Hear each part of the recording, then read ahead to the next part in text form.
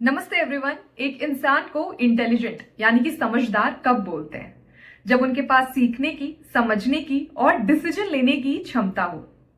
उसी तरह computer science की एक ब्रांच है आर्टिफिशियल इंटेलिजेंस यानी कि एआई, जो कि चाहती है हमारे सिस्टम्स, जिसके अंदर में हमारी मशीनें आती हैं, सॉफ्टवेयर्स आते हैं और मॉडल्स आते हैं, इतने केपेबल बन सके कि वो भी सीख सके, समझ सके और डिसीजन लेने में सक्षम हो सके।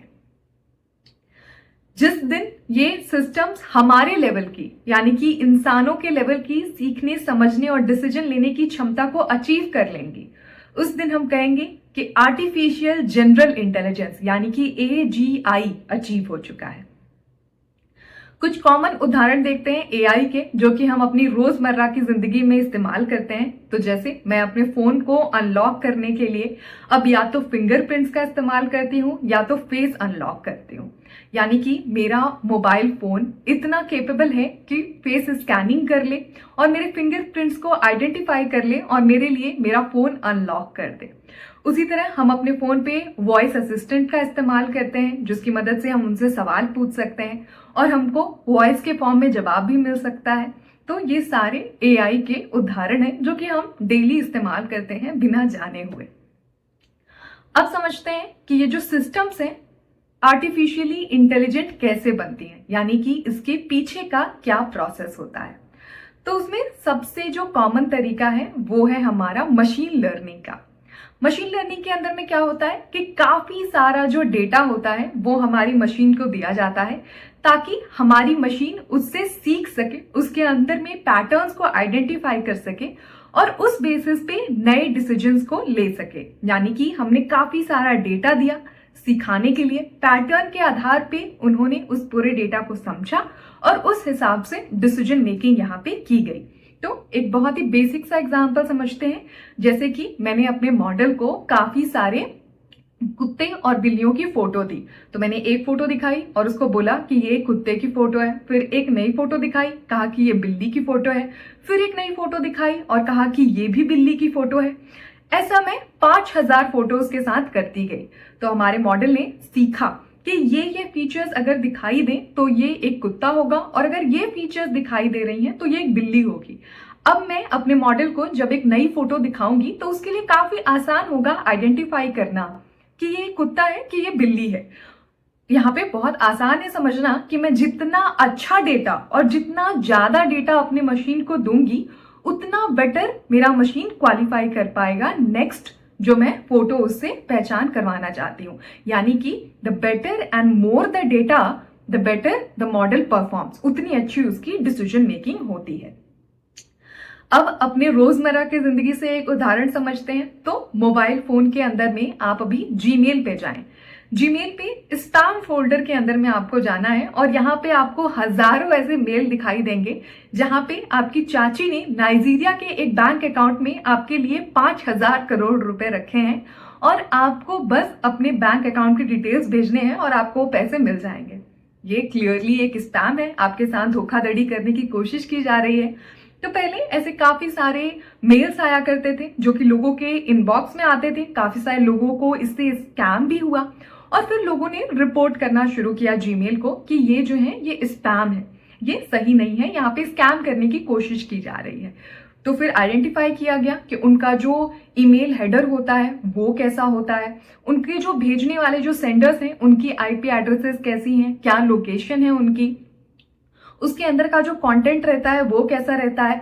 और उस बेसिस पे जीमेल के मॉडल को ट्रेन किया गया कि अब ऐसा जो कोई भी मेल सेंड होगा वो डायरेक्टली लोगों के स्पैम फोल्डर में जाएगा ताकि इनबॉक्स में ना जाए और स्कैम होने की संभावना बहुत ज्यादा कम हो जाए। तो ये एक मशीन लर्निंग का काफी पॉपुलर और हमारी रोजमर्रा की जिंदगी का उदाहरण है। अब हमारी रेगुलर लाइफ के अंदर में इससे हम बहुत ज्यादा कॉम्प्लेक्स डिसीजंस लेते हैं, क्योंकि मशीन का, हमारे सिस्टम का मेन गोल क्या है कि ह्यूमन के लेवल की इंटेलिजेंस को अचीव करना है। तो यहाँ पे इस्तेमाल होता है डीप लर्निंग का। डीप लर्निंग के अंदर में न्यूरल नेटवर्क्स होते हैं। ये जो न्यूरल नेटवर्क्स होते हैं ये इंसान के दिमाग में जो न्यूरॉन्स होते हैं उससे काफी ज्यादा इंस्पायर्ड हैं और ये काफी कॉम्प्लेक्स सिस्टम्स को समझने के केपेबल होते हैं। तो इसको हम एक बहुत ही आसान उदाहरण से समझते हैं, जो कि है सोशल मीडिया।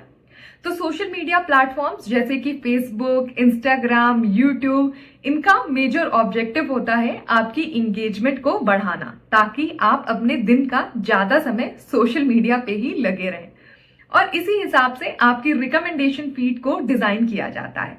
आपको ऐसा कंटेंट दिखाया जाता है ताकि आप बस इंगेज रहें इसी के अंदर में।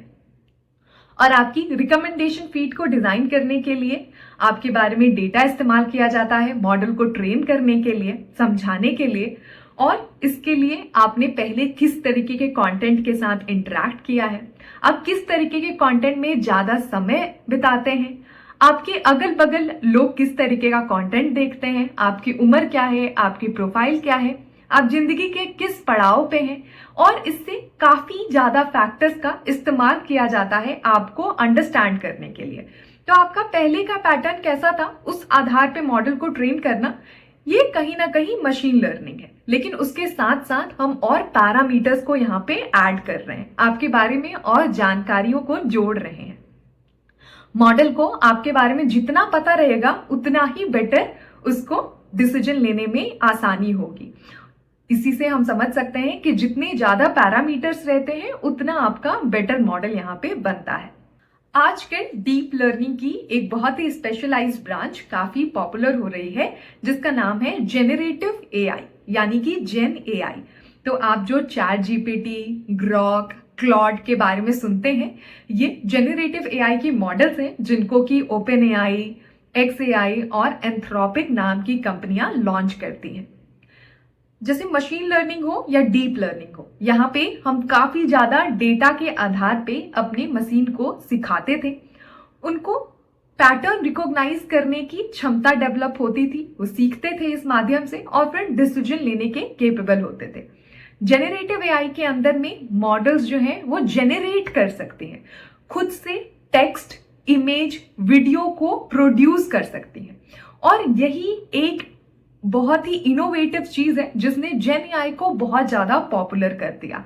तो मशीन लर्निंग के ऊपर में बहुत सालों से काम चल रहा था, डीप लर्निंग भी बहुत सालों पहले आ चुकी थी, लेकिन जब से जेनरेट करने की क्षमता आई तब एआई की एक्चुअल कैपेबिलिटीज बहुत ज्यादा इंक्रीज हो गई। तो जैसे एक बहुत ही कॉमन एग्जांपल से समझते हैं, मुझे सुबह में ही जीमेल पे एक मेल आया था जिसमें एक ब्रांड मेरे साथ कोलैबोरेट करना चाहता था। तो उन्होंने काफी सारी रेट्स के बारे में मुझसे जानकारी मांगी थी। अब यहाँ पे जेमिनाई, जो कि गूगल का जेन एआई मॉडल है, इसने पूरे कॉन्टेक्स्ट को समझा। तो यानी कि एआई यहाँ पे था, समझदारी उसके पास थी, और उस बेसिस पे उन्होंने मेरे लिए ऑलरेडी मेल लिख दिया। तो एक सजेस्टेड रिप्लाई मेरे पास जनरेट हो गया यहाँ पे। अब मैं यहाँ पे कुछ चेंजेस कर सकती हूँ और फिर मैं उनको रिस्पॉन्ड कर दूंगी। तो इसमें जो मेरा काफी सारा काम था मेल लिखने का, वो मेरे लिए बहुत आसान हो गया, और इसलिए ही जेन एआई इतनी ज्यादा पॉपुलर हो रही है। तो ये रहा पूरा बेसिक्स। आज हमने एआई के बारे में, मशीन लर्निंग के बारे में, डीप लर्निंग के बारे में और जेन एआई, जनरेटिव एआई के बारे में बेसिक्स सारे सीखे। बहुत ही दुख के साथ मुझे बताना पड़ रहा है कि जब भी इंसानों के खिलाफ मशीन की लड़ाई हुई है तो हमेशा मशीन ही जीता है। हम चाहे कितना भी प्रोटेस्ट कर लें, लेकिन अब हमको कोशिश करनी है कि हम इन चीज़ों के बारे में सीख सकें, खुद को बैटल के लिए रेडी कर सकें। उसके लिए खुद को इक्विप करना बहुत ज़्यादा ज़रूरी है। तो hope you found it helpful. That's pretty much about it. All the best.